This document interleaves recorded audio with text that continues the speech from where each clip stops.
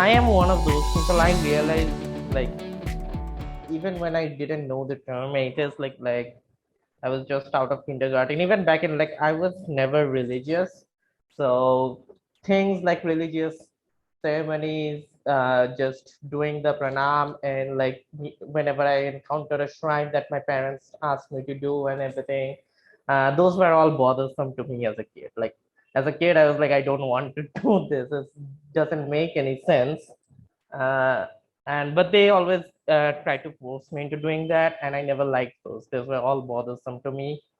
And I was really into science since I was a kid. I used to read encyclopedias, books of my like older cousins, uncles, and I used to read those.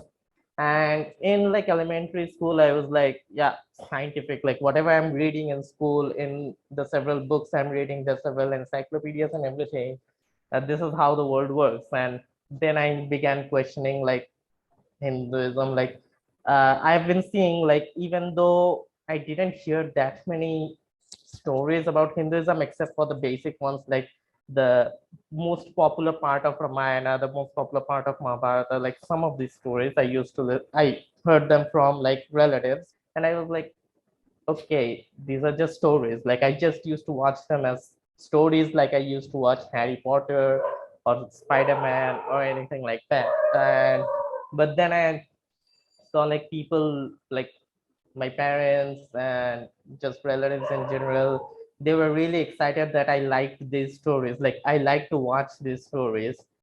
And eventually I realized they're saying it's real, and I was like, this cannot be, this like contradicts things I study. Like I know, because as a kid I didn't know too much about science, like everything. Like I knew the most basic stuff, but I knew things like a cloud is made out of water vapor and dust particles and everything.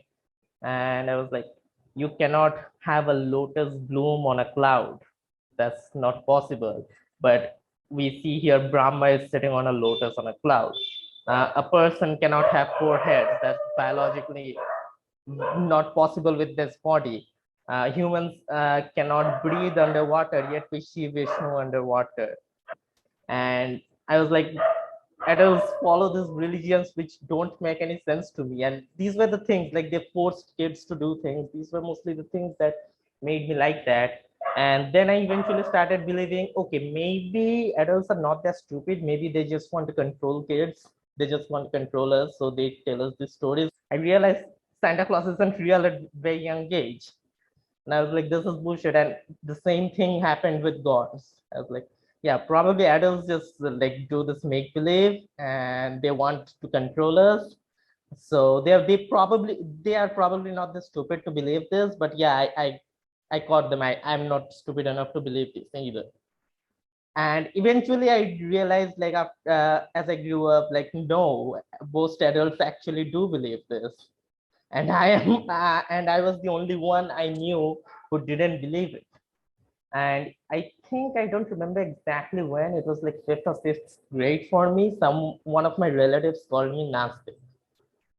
So I didn't know what it is then, and then they explained to me like what it means. Like it means like a person who does not believe in gods, which in the contemporary sense it does. In the Hindu like scriptural sense, it means something else. But today, Gnostic is just atheist. Um, so I knew that. And then like in high school, when I had tuitions, one of my tutors, like I was like a vocal atheist by high school. Like I used to debate adults, like if they asked me to pray to God, I'd say no. I would start debating why gods don't exist and everything. And same for my friends, my classmates. Most of them, I think all of them at that time, believed in God, and I used to debate them. And then one of these tutors, he was also an atheist, and like at his like classes, I was debating a friend, and he interjected and gave me some better counter arguments. Like I was already making arguments that I could think of, but as a kid, like I didn't have like really good arguments. I had like some of the really basic ones, and he gave me some more arguments that I can work with. And I got to know that he's also an atheist. That's the first time I encountered another atheist, and he told me the term, like he introduced me to the term atheist.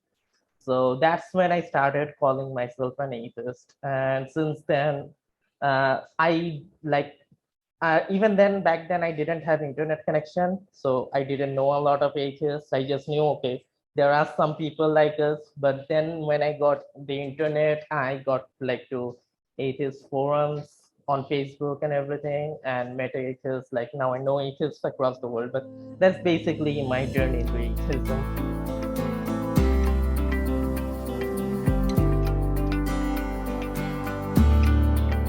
So even as a high schooler, like early in high school, I used to think, oh yeah, religion is false. There are no gods, but all religions probably teach the good things, like don't be a dick. Basically, all religions are good, like they teach good things. They're just gods don't exist. That's what I used to think, but I didn't know anything about religions. I just saw these uh, small stories taken from scriptures that were animated. I was in a Catholic school growing up for 12 years. So we were taught certain biblical stories. And but those were really from like, oh, this was like a happy ending. God meant good for all mankind and everything. So I used to think like, okay, these are good. But then when I think it was in late high school, like 11th or 12th grade or early in college, I actually went ahead and started reading the Bible. And I was like, this is horrible. And then I went to Quran again. No, this is horrible. And then I again went to some of the Hindu scriptures. I started reading the Gita, and I was like, this kind of promotes genocide. So I was like, so this is how I was like, and then I discovered the Facebook page and YouTube channel Atheist Republic, and yeah, I realized like, yeah, religions have like some of the worst moralities. Yeah, although I already disagree with the existence of God, I now think religion is actively harming the human society.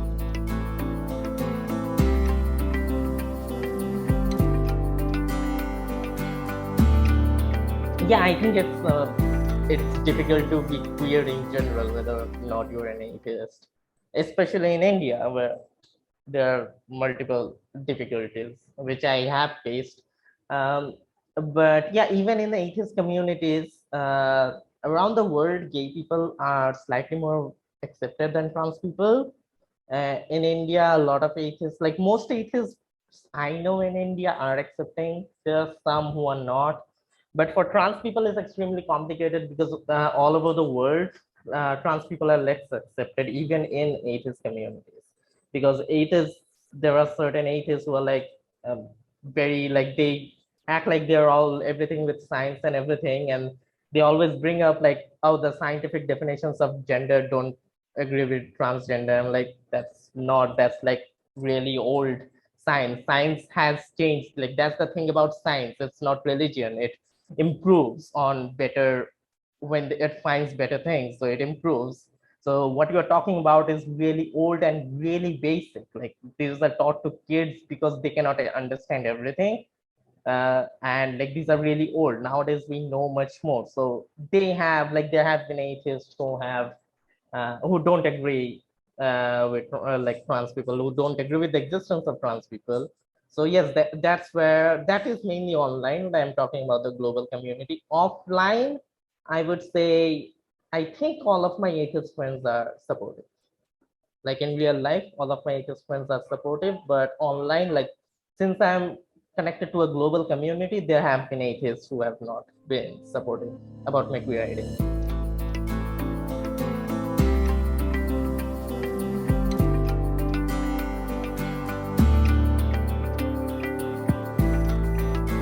I would like to make a difference between what people do and the ideologies, like their religions. So Hinduism may have some of the like some things which Hindus today don't follow at all. Same goes for Christianity. Christianity has things, Islam has things, Sikhism, Buddhism, all of them has things which none of their followers like actually follow. So even if Hindu scripture supports like completely supports trans people and other queer identities, Hindus today can be transphobic, like because most people don't know what their religions say. But that being said, it's not like Hinduism is very much supportive of queer identities. So I don't think like that's related to what they're doing now. I don't know if that's directly related, but there are certain parts of Hinduism which you can interpret like as being supportive for queer identities. However, there are also Smritis and Puranas where like Puranas are stories, like Smriti is basically law books or in Hinduism where you see there are penalties for queer identities. For example, there's a penalty for lesbians in Manusmriti. Um, and there are others, like they will say, oh, look, there's the god Ardhanarishwara. But then you don't really see like much about like everything, every law, like the ways people marry and everything, like everything about lifestyle. Those don't actually mention queer identities ever. Like people often say, okay, this character, see, this is a trans character, this is a gay character in Hindu mythology. But when you actually see the traditions that we are following, those are mentioned in scripture. Most of the traditions Hindus follow are mentioned in scripture, and none of them actually mention like ways for trans people or gay people or any of the queer identities. All of the lifestyle is very cis het, like cisgender and heterosexual. Like it's always a marriage between a man and a woman. There's no ways for marriage between a man and a man in Hindu scripture.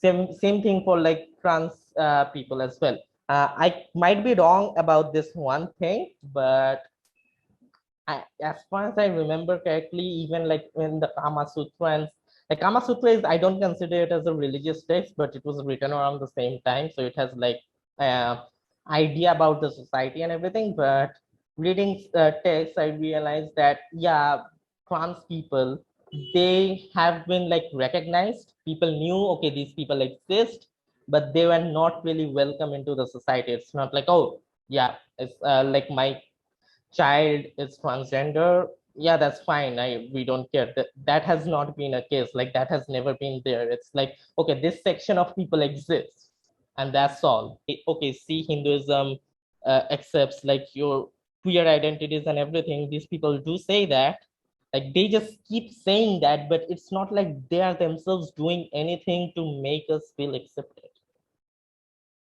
So it's a hypocrisy. They just say that to protect their religion, whether it's true or not. They only say that to protect their religion. So many people have told me, like my critics, like mostly Hindu bhakts, and they have told me, "Oh, we are the only religion that accepts you," and then went on to hurl slurs at me that are transphobic and homophobic. Like immediately, like in the same line, goes from saying Hinduism is the only religion that accepts queer people to attacking me with transphobic and homophobic slurs. So they're just hypocrites wanting to protect their religion.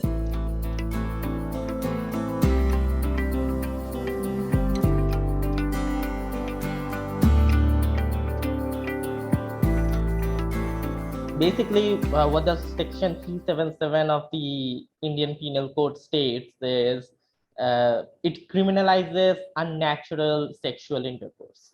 So, for example, bestiality, child rape, and several other things, these are considered unnatural, and these are the ones criminalized. This is a Victorian era law that is still there for some reason. But yeah, these are things that should be criminal, but till now people considered as like gay sex to also be unnatural. So what Supreme Court said is, so basically it's not just gay sex. So if you go back to the Victorian law, what they intended is like anything other than penile-vaginal sex. So even if you're having oral sex or anal sex, that was still technically illegal. But most Indians didn't know that. They just thought that it's about gay sex. These people, like they're watching anal sex or oral sex porn on their devices while not knowing that's also illegal, while some of them threatening gay people that will take you to the police if you don't. Like that's how they were harassed. Like the law was hardly ever executed in modern day. The problem was that someone could legally threaten you with that law. Even though it was not enforced, like police didn't go to people's homes and check like who's having gay sex. People just got threatened by someone else who caught them somehow. But yeah, that's what Supreme Court said is basically anal sex, oral sex, these are not unnatural. These are perfectly natural. Gay sex is perfectly natural. So the exact wording the section had, it's still there. It just means like gay sex is not considered unnatural. So that's basically what happened. It was not struck down, it was read down by the Supreme Court. Beyond that, like how the Hindutva groups and they are like actively going against progression of queer rights in India. There are several ways. For example, I don't think that was directly related to Hindutva groups, but I will still mention it. To my knowledge, India is the only country that has one legalized gay sex and then criminalized it again. So gay sex was first legalized in 2007 or 8 by the Delhi High Court, and everyone was rejoicing. And then I think around in 2012, the Supreme Court says no, it's still criminal. So suddenly, all the gay people who were out and proud, like they were suddenly criminals now. And again, I think it was in 2017 when they said, like, okay, you can say, you can express that you are gay, and like freedom, because of freedom of expression, you cannot be discriminated against. No one can do anything to you. And in 2018, they finally legalized having gay sex on September 6th, which was opposed by the Indian government at first. And eventually they just decided, like, okay, yeah, whatever the court is deciding, we'll agree with that. And then comes, I think, 2019, 2020, late 2020, I think, the fight for gay marriage. Previously, there have been like very few, I think one or two instances of gay marriage that have been recognized in two parts of India. I don't exactly remember the number or which cities it were, but in 2020, there were several cases filed in the Delhi High Court and other courts as well for legalizing gay marriage. It started in Delhi High Court, and Delhi High Court asked the government to like present their case against it because the government is opposing it, and the government started delaying it. They didn't present their case for like months and months, and since court processes in India are so slow, they're extremely slow. It has been delayed, and even now we don't have a conclusion. And eventually, the government said it just goes against our culture and tradition. While the like side of for legalizing gay marriage is like these are the arguments. They're like it goes against our culture and tradition. And then I think the COVID pandemic, the government was saying like, oh, this is not important. Your marriage is not important. So basically, they were saying like equal rights for gay people is not important during because it's the pandemic. That's not important. So they delayed their and they're still delaying. The most recent case was like in November 2021, the side arguing for gay marriage asked the court to live stream the hearing so everyone can see what's happening because it's such an important case. And when the court finally asked the government if they're okay with it, the government didn't send a response. So it got delayed again. Um, so this is what the government doing. And then in the United Nations, there was a vote which asked for countries which are supposed to be for gay marriages and countries which are supposed to vote against gay marriages. And India already legalized gay sex by then. It was after 2018. And the Indian representative abstained from voting in the United Nations. So India didn't vote for against it either, but they didn't vote for it, which shows that they are uncomfortable with the idea of gay people marrying. And these are done by the Hindutva. Right now, the central government is Hindutva. They are doing it. They are actively going against it. So this is basically how they're going against. Then there are more like the police doing shit to trans people and everything, but those are not always directly related to Hindutva. But basically, they are like completely directly opposing, and they are just dealing. delayed the same way back during the hearing of gay sex as well, and now they're delaying it again. Eventually, they will. I don't know, like it happened last time. They might just go and say, okay, we'll just go with whatever the court says. I don't know. And some people will praise them for being pro LGBT, which they're not. They have been. If they were pro LGBT, they wouldn't be delaying it for so long. They would just say, yeah, we are fine with it. Go ahead.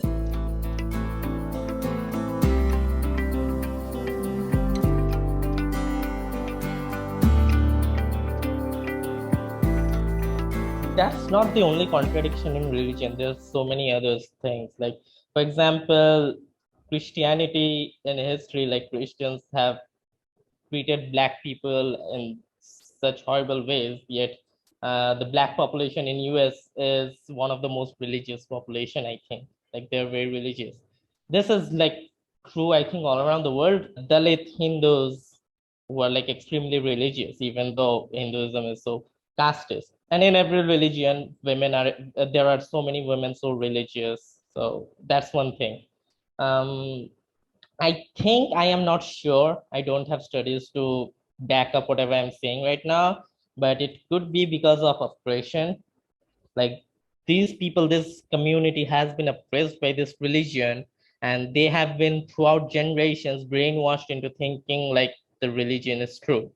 Like they have been like every religion does that. They take in like for black people, for example, they were not Christians originally. They were made to think they were Christians. That eventually they started like into like new kids are born and they're baptized and everything, and now they're Christians. Same thing happens for I think every oppressed group, and even women. Women, the fact that women don't have much freedom, like India is still extremely an extremely sexist country. Um, so the fact that women don't have much freedom, they are not exposed to several things that men are exposed to.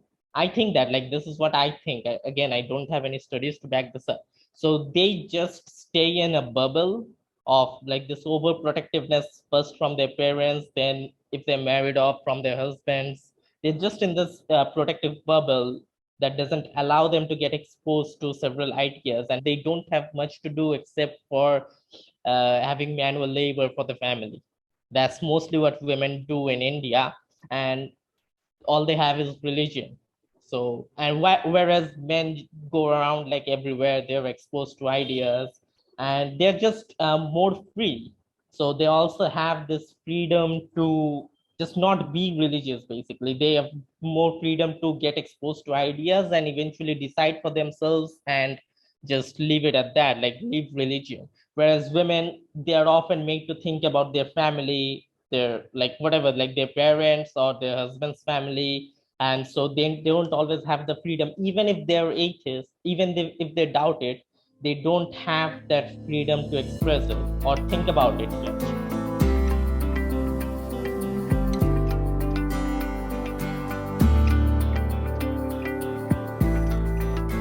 Depends. So ex-Hindus who don't really speak up about it, they're just like, yeah, I don't believe in religion. In many parts of India, they do have it easy because they are not that actively, like people are not actively hunting for people who have apostatized from Hinduism. And for the most part, people don't even know like apostasy from Hinduism is a thing. They're like, because in India, it's like religion is what you are born with. You cannot change that. And I have gotten this thing from so many people. I cannot leave Hinduism until I join another religion, which is weird. So they just don't, most of them don't even have the concept to do anything about ex-Hindus. Now, if you do go ahead and speak up against Hinduism, I think you will get a very bad backlash, which I did get. There are people even in my YouTube comments who are angry at me at whatever I do. So, and there I have gotten death threats as well, same as like ex-Muslims. It's just I would think like because ex-Hindus have not been a thing until very recently, I think. There haven't been many ex-Hindus, like people who said they're ex-Hindus, because the term ex-Hindu has not been used that much. Like I think it has been well over a decade that the term the ex-Muslim community is trying to popularize the term ex-Muslim. leaving Christianity, not believing in one of the denominations of Christianity, that has been popular for a while. As for Hinduism, that has not been popular because most Hindus are concentrated in India, and most Indians believe like religion is what you are born with, whether or not you believe in God. It's not just for Hindus, same for Muslims. There are technically they are ex-Muslims, they are atheists, and if you're an atheist, you cannot be a Muslim because it directly contradicts everything Islam teaches. But they still call themselves Muslims because they don't know that going out like of that whole bubble is possible. That's what most people say. I think it's because of the internet, a lot of it is improving now. So I think that way it is easier. But if you are just an ex-Hindu who is not telling anyone, you might say to some people like, yeah, I don't really believe in it. But if you actively are not following their rules, if you're actively opposing them, for example, nowadays what we see during Ram Navami, they are forcing people to not eat meat. Like if you're like, I don't believe in it, they might like not do anything. But if you go like, I will eat meat because I don't believe in it, then you might face the backlash. If you go against them, you will face the backlash because before that, they don't know much about it. They're like, yeah, whatever. You are an immature person. Like this is what I got from my relatives and neighbors when I came out to them as an atheist is like, yeah, you are an immature kid, you will understand that gods exist when you grow up. Most people think like that, so they don't really care. But if you actively go against it, you will get a huge backlash, which I have experienced myself.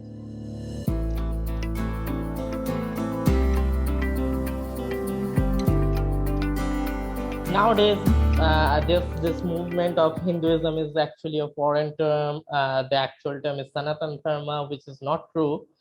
And the term Hinduism was coined by a Hindu. It was not coined by a foreigner. The term Hindu was coined by Persians. Yes. So as I was saying, Hindu was the term that Persians gave to people on the other side of the Indus Valley.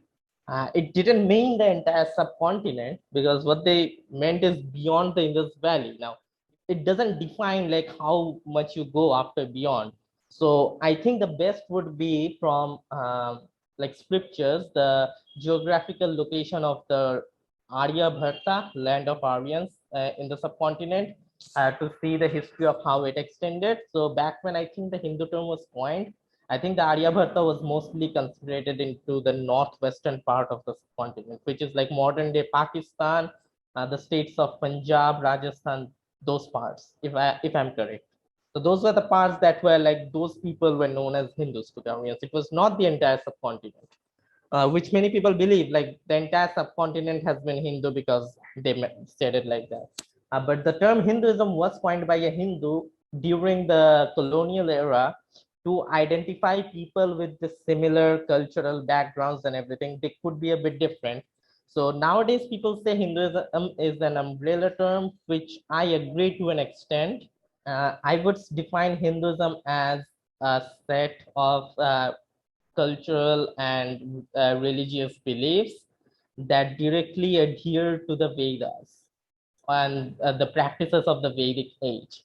So, for example, this excludes Buddhism and Jainism because they are the Gnostic religions that developed during the urbanization of India, like around 500 BC. So they don't directly adhere to the Vedas. In fact, Buddhism directly opposes the Vedas. And they have their own religious system, but they are not adhering to the Vedas. Same from the Charvakas, they were completely atheistic. They didn't believe in religion, and they went against the Vedas. They spoke against the Vedas. There are several religions that originated in India that are not included in Hinduism because they don't adhere to the Vedas, but we can still identify every cultural and tradition, every culture, tradition, and set of religious beliefs into Hinduism, even though they are different, but they still adhere to the same Vedic principles from the Vedas. So, even though they might worship different gods, they might have different set of cultures in different parts, they still go back to the Vedas. So they are directly connected to the Vedas. So that's how I define Hinduism. There are religions in northeastern India, which people just forget. Like for example, I think it's in Manipur, the Sanamahism, which is a religion that has no relation to Hinduism. It originated in the subcontinent, but most people forget about it because they forget about the existence of the northeastern part. But there are so many tribal religions that have no connections to Hinduism. People talk about the Buddhism, Jainism, and Sikhism because those are the major ones. But even like apologetics can be used to say those are like, because those are kind of derived from Hinduism, even though they are not part of Hinduism. But these religions are completely separate. So just anything originated in the subcontinent is Hinduism is does not make any kind of sense.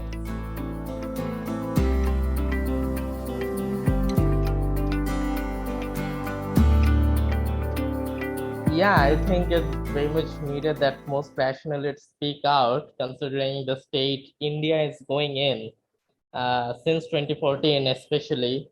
And at least for me, I cannot see a bright future, like in the near future, I cannot see things getting better. So rationalists need to speak up, and I do understand that a lot of rationalists have the fear of being like mob lynched, arrested, and whatnot because of maybe they're staying in BJP government states and such. So I would say there are, if possible, take help from rationalists abroad who are willing to voice voice for you, because there are people living in more liberal countries who don't have the fear of persecution. They can voice for you as if you are not safe. And if you feel safe enough, it is extremely required. It is extremely needed for this country for that the rationalists voice and voice their opinions and speak out against religious dogma and everything, because without that, I don't see a really bright future for this country without that.